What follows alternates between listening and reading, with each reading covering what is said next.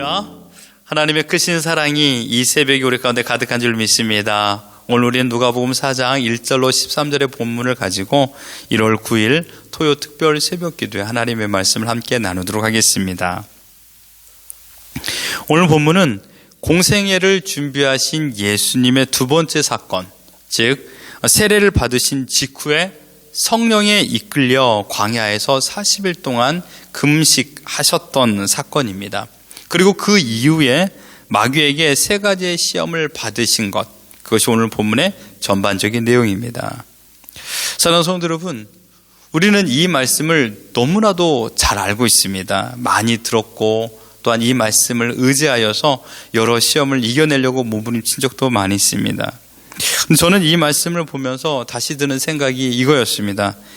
우리 인생은 언제나 시험의 연속이구나 라는 것입니다. 시험 없는 신앙생활은 없다라는 것입니다. 시험을 떠나서 살아갈 수 있는 존재도 없습니다. 언제고 어디 쓰든 살아있는 모든 자들은 시험을 받는다 이것입니다. 그러니 지금 여러분 연단을 받고 너무 힘들어하거나 억울해하지 마십시오. 이 시험을 통과하면 또 다른 시험이 우리를 기다린다고 하는 것에도 여러분 놀라지 마십시오. 바라건대 어떤 시험 가운데서 피할 길과 감당할 만한 힘을 주시는 하나님을 신뢰하십시오. 감당할 수 없는 시험은 없습니다. 왜냐하면 우리를 사랑하셔서 하나님께서 언제나 피할 길과 감당할 만한 힘을 주시기 때문입니다. 여러분 본문에서 제 눈을 사로잡는 단어가 있었습니다. 그것은 바로 성령의 충만을 받으신 예수님이셨습니다. 그런데 여러분, 성령의 충만을 받은 예수님도 마귀의 시험의 대상이 될 수 있다 이것입니다. 여기에서 우리는 시험의 대상에는 성령 충만해도 시험에는 예외가 되지 않는다는 말입니다. 하물며 성령 충만해도 시험을 받는데 성령 충만하지 않다라면 어떻게 될까요? 이건 말 하나만 하죠. 무작정 우리는 사단의 놀이개감이 될 수밖에 없는 것입니다. 여러분, 시험이 힘들어 극단적인 방법으로 모든 사람을 피해버린다면 시험이 없을까요? 인적이 아예 없는 깊은 산속 동굴에 산다거나 아니면 망망대해 가운데 내가 살아간다 한들 여러분 시험을 피할 수 있을까요? 그렇지 않습니다. 마음의 생각이 있으면 그 사람은 언제나 시험을 받을 수밖에 없습니다. 반대로 여러분 성령 충만하여 매일 말씀과 기도에 전무한다고 해서 마귀의 시험을 받지 않을까요? 여러분 그렇지도 않습니다. 오늘 본문에 말한 성령 충만한 예수님도 시험의 대상이 되었습니다. 어쩌면 주님은요 하늘의 대관식, 즉 예수님께서 세례를 받으셨던 그때부터 죽는 그날까지 시험을 받으셨습니다. 마귀는 하나님의 자녀인 우리도 죽을 때까지 시험을 합니다. 은혜 충만해도 시험하고요, 은혜 충만하지 않아도 시험합니다. 그러므로 중요한 것은 무엇일까요? 시험을 두려워하는 것이 아니라 시험에 대한 바른 이해가 있어야 된다는 것입니다.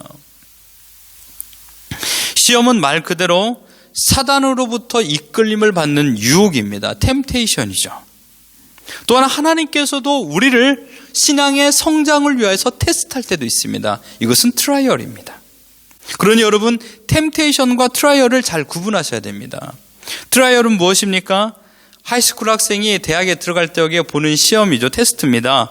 업그레이드를 위하여서 보는 시험, 즉 테스트죠. 여러분 시험 속에서는 두 가지가 있습니다. 첫째는 자신의 정욕에 이끌려 사단으로부터 받는 템테이션이 있습니다. 유혹이죠. 두 번째는 하나님께서 성도를 더욱 성장시키고 유익을 주기 위하여 허락하시는 트라이얼입니다. 여러분 두 번째 이 트라이얼을 대표적인 예가 바로 아브라함이나 욥을 들 수가 있습니다. 여러분 아브라함을 보십시오. 아브라함은 하나님께서 칭찬한 의인이었습니다. 그런데 하나님께서는 아브라함을 테스트했습니다. 시험했습니다.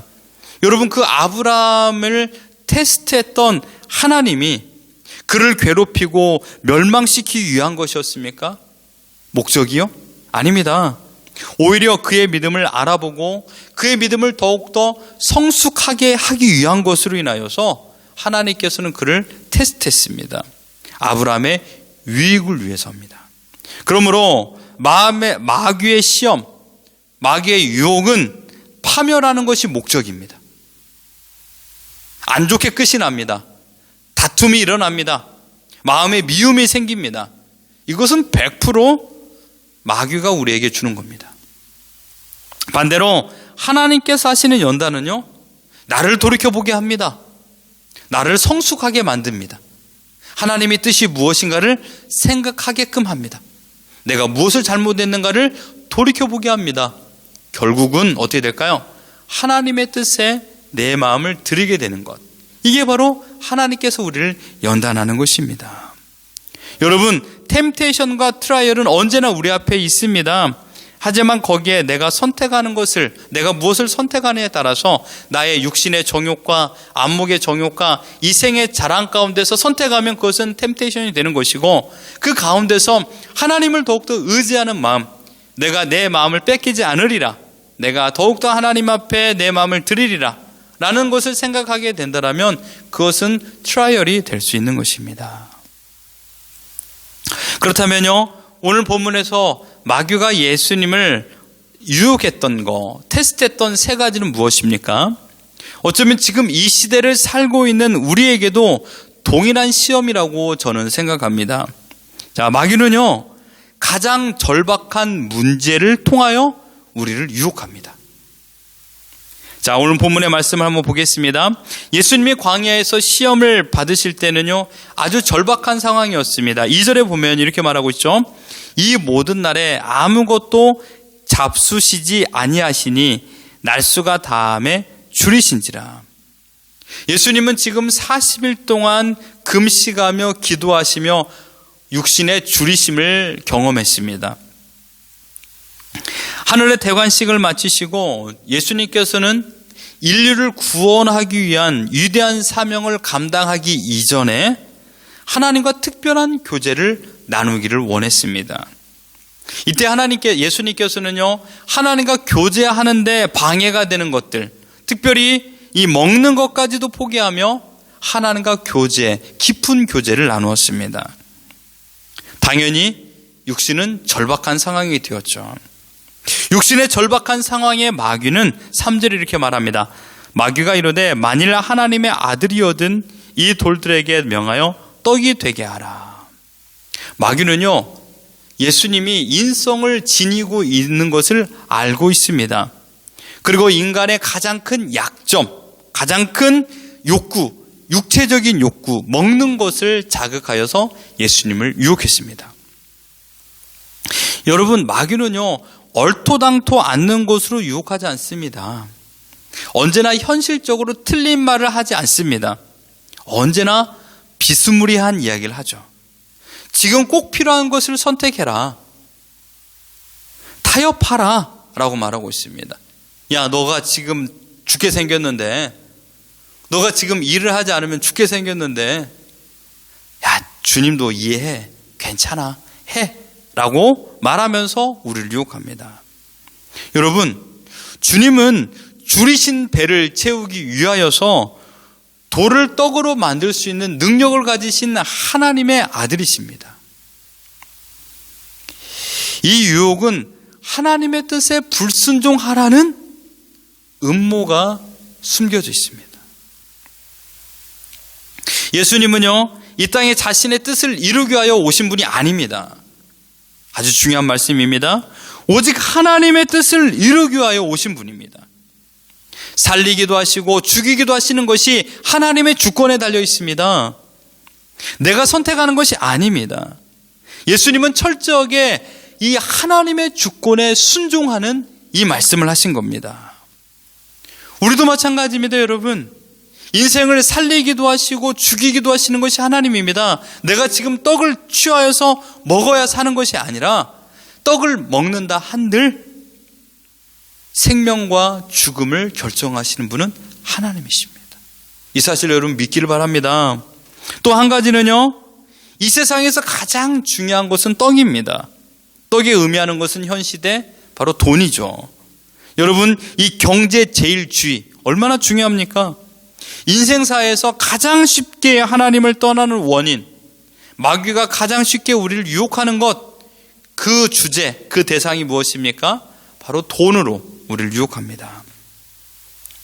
여러분, 만약에 하나님 대신하여 제일 사랑하는 것을 한 가지 꼽으라면 여러분 무엇을 선택하겠습니까? 대부분 사람들은 돈을 선택합니다. 그만큼 돈은 하나님의 자리에 대신할 만큼 매혹적입니다.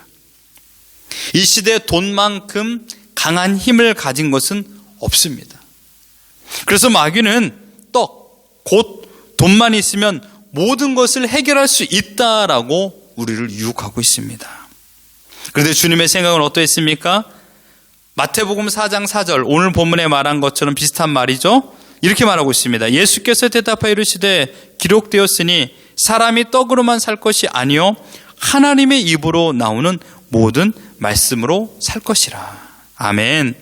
여기서 하나님의 말씀, 여기서 하나님의 말씀은 곧 하나님 자신입니다. 우리는 떡으로 살아가는 사람이 아니라 하나님으로 말미암아 살아가는 자들이다 라고 말했습니다. 여러분, 이스라엘 백성들이 40년 동안 광야에서 떡을 위하여서 몸부림치지 않았어요. 왜요? 떡은 하나님께서 공급해 주셨기 때문입니다. 내가 하나님과 얼마나 친밀한 인격적인 교제를 누리는가, 이것이 중요하다라고 주님께서는 말씀하고 있습니다. 하나님의 말씀, 그 하나님이 우리를 살리시는 분이신 줄 믿습니다. 여러분, 마귀가 우리에게 말한 것을 잘 기억하십시오. 예수님께 말한 거, 너가 만일 하나님의 아들이거든. 여기에 답이 있습니다. 우리는 하나님의 아들이기 때문에 하나님으로 말미암아 살아가는 자들입니다. 하나님의 아들이기 때문에 하나님으로 말미암아 살아가는 자들입니다. 여러분, 그래서 우리가 어떠한 떡으로 마음을 빼앗기지 않는 것은 하나님께서 모든 떡을 공급해 주시기 때문입니다. 여러분, 내 눈앞에 있는 떡을 의지하지 마시고 나를 지으시고 나를 만드시고 나를 이끄시고 지금 나에게 생명을 공급하여 주시는 하나님을 의지하며 살아가는 우리 모두가 되기를 예수 그리스도 이름으로 축원합니다. 여러분, 두 번째 마귀의 시험은요, 무엇이었습니까? 세상의 모든 영광을 주겠다라는 이 명예에 관한 시험이었습니다. 자, 보십시오. 5절에 이르되 이 모든 권위와 그 영광을 내가 내게 주리라. 이것은 내게 넘겨준 것이므로 내가 원하는 자에게 주노라. 그러므로 내가 만일 내게 절하면 다 내 것이 되리라. 여러분, 지금 이 시대에 얼마나 우리가 머리를 숙여 굽신거리고 있는 사람들, 그들을 보게 되는데요, 그들은 누구에게 머리를 굽혀 절하고 있습니까? 세상의 권세를 잡은 자들입니다. 왜요? 그들과 함께 권세를 누리고 싶기 때문입니다. 지금 마귀는요, 전 세계가 다 보이는 능력을 행합니다. 위대하죠. 예수님에게 이 모든 세계를 한눈에 볼 수 있도록 열어주었어요. 대단한 능력을 가지고 있습니다. 그리고 가장 화려한 명예를 가지고 시험하고 있습니다. 여러분, 돈을 가진 사람은요, 그 다음에 원하는 게 뭐죠? 명예예요. 명예를 원하고 있습니다. 이것은요, 또 다른 말로 표현하면 사람에게 인정받고 싶어하는, 사람에게 칭찬을 받고 싶어하는 인간적인 본능입니다. 칭찬을 받고 싶고 하고 높은 자리에 군림하고 싶은 욕망이 우리 가운데 있습니다. 육신의 정욕이지요. 권력은 사람을 사로잡는 힘이 있습니다. 그러나 여러분, 솔로몬의 말을 기억하십시오. 헛되고 헛되며 헛되고 헛되니 모든 것이 헛되도다. 지금 눈앞에 보여지는 모든 것들이 헛된 것이라고 말하고 있는 것입니다. 우리는요, 이 생의 자랑 속에 살아가고 있습니다. 사람에게 칭찬을 듣고요, 사람이 나 앞에서 머리를 조아리기를 원하고요, 군림하고 싶고요, 내가 누구에게 명령하여 그 명령이 잘 하달되고 그 명령에 순종하는 사람들이 많기를 원하고 그런 자리를 거하고 싶어 합니다. 그런데요, 주님께서는요, 이 말에 대해서 절대로 순종하지 않습니다. 마귀가 말하고 있는 모든 것에 주님은 따르지 않습니다. 왜요? 모든 권세는 누가 잡고 있죠? 하나님의 것이기 때문입니다. 마귀는요, 가짜 명예를 가지고 우리를 유혹할 뿐입니다. 솔로몬이 말했잖아요. 헛되고 헛되다고요. 없어지는 겁니다. 아침 안개와 같습니다. 그럼 우리의 인생은요, 아침 안개를 잡으려고 몸부림치고 있다는 것입니다. 정확히 아십시오. 이 모든 것의 주권은 하나님의 손에 있습니다. 하나님께서 세우기도 하시고 하나님께서 낮추기도 하십니다. 사무엘상 2장에 한나가 기도했던 걸 보십시오. 여호와는 높이기도 하시고 낮추기도 하시며 죽이기도 하시고 살리기도 하십니다. 모든 주권은 하나님의 손에 있는 줄 믿습니다. 세 번째 보십시오. 세 번째 시험은 무엇입니까? 성전 꼭대기에서 뛰어내려라. 너가 하나님의 아들이거든 하나님께서 너의 발을 부딪히지 않도록 지켜줄 것이다 라고 말했습니다. 여러분, 상식적으로 생각해 보십시오. 높은 절벽에서 뛰어내리면 모두가 다 죽습니다. 세 번째 시험은요, 하나님의 말씀을 고의적으로 시험하는 겁니다. 하나님을 시험하는 거예요. 마치 하나님이 살아계시면, 여러분, 제가 하버브리지 그 8차, 6차로를 한복판에 서 있으면요, 그 길을 걸어가면 저는 죽습니다. 하나님 살아계시면 제가 하버브리지를 걷는다 할지라도 교통사고 나지 않도록 저를 지켜주십시오. 하나님이 살아계시다라면. 여러분, 이것은 너무나도 어이없는 말이죠. 하나님을 고의적으로 시험하는 것은요, 하나님을 신뢰하지 않는 것입니다. 또 하나, 하나님을 만홀히 여기는 것입니다. 우리가 어떻게 어떤 존재이기에 하나님을 테스트할 수 있습니까? 우리가 어떻게 하나님을 시험할 수 있습니까? 만약 하나님이 살아계신다라면, 우리 이런 기도 많이 해요. 하나님이 살아계신다라면 우리 아이가 공부를 못했는데 이번에 시험에서 1등하게 해주시옵소서. 하나님이 살아계신다라면, 그러면서 마치 그 결과에 따라서 하나님을 믿겠다, 이 결과에 따라서 하나님을 믿지 않겠다. 얼마나 우리가 하나님을 업신여기고 있습니까? 이스라엘 백성이 하나님을 시험한 적이 있습니다. 출애굽기 17장 7절에 그가 그곳 이름을 마사라 또는 무리바라 불렀으니 이는 이스라엘 자손이 다투었으며 또는 그들이 여호와를 시험하여 이르기를 여호와께서 우리 중에 계신가 안 계신가 하였습니다. 여호와께서 우리 중에 계신가 안 계셨는가 테스트했다라는 겁니다. 하나님을 시험했습니다. 우리는 매일 하나님이 나를 지키고 있는가 지키지 않는가 시험할 때가 많이 있습니다. 의심할 때가 많이 있습니다.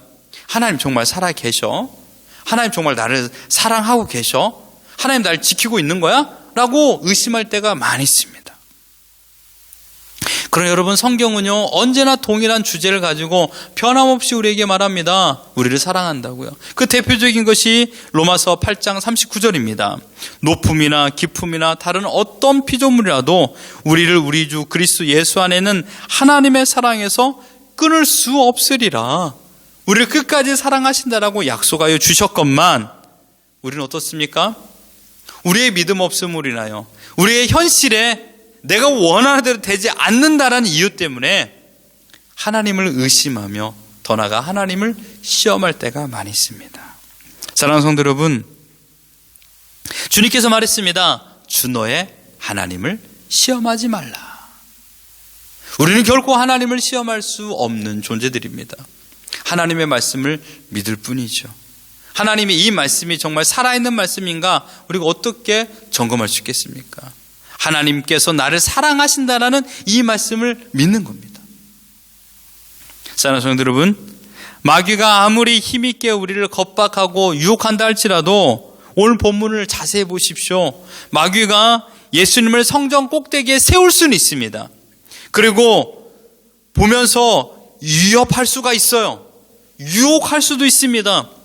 그러나 자세히 보십시오. 마귀가 절대로 예수님을 그 등을 밀어서 떨어뜨리지는 못합니다. 마귀는 절대 그럴 수 없습니다. 그럴 능력을 가지고 있지 못합니다. 마찬가지입니다.